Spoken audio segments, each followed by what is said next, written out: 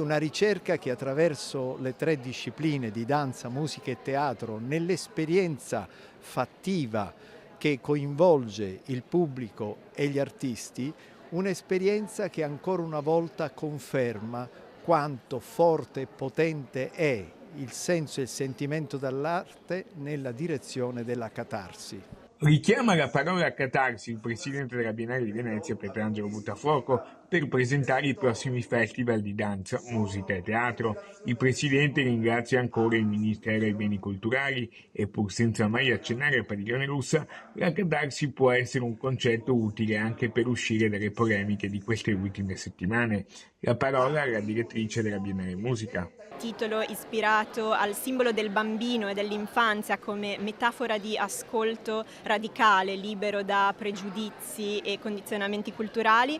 È un programma inedito con tantissime commissioni originali di Biennale Musica. L'evento di apertura sarà una cerimonia itinerante di un ensemble di giovanissimi chitarristi che guideranno il pubblico della Biennale verso l'Arsenale. Ben 158 appuntamenti per 470 artisti attesi a Venezia sono i numeri della Biennale Danza, Musica e Teatro. I vari eventi che celebrano le arti dal vivo della Biennale prenderà il 7 giugno con il 54esimo Festival Internazionale di Teatro diretto da Willem Dafoe in scena fino al 21 giugno, per poi proseguire dal 17 luglio al 1 agosto con il 20esimo Festival Internazionale di Danza diretto da Sir Wayne McGregor.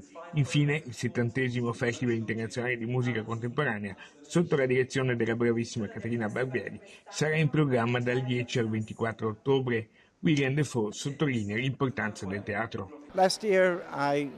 L'anno scorso lui ha cercato lavori che già conosceva, ha ripreso questo, invece quest'anno ha cercato di uscire più dai confini geografici, da quello che conosceva, ha fatto un lavoro di ricerca e ha cercato qualunque cosa potesse portarlo al di fuori di quello che già era noto. Il tema è il Time Dance Not Exist e che il principale argomento sarà l'archivio e il corpo come archivio.